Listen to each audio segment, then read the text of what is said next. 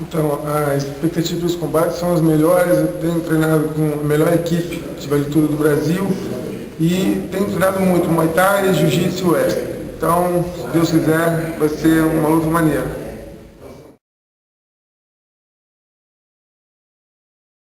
Então, eu tenho que dizer para o meu adversário para ele treinar muito, para a gente poder fazer uma boa luta.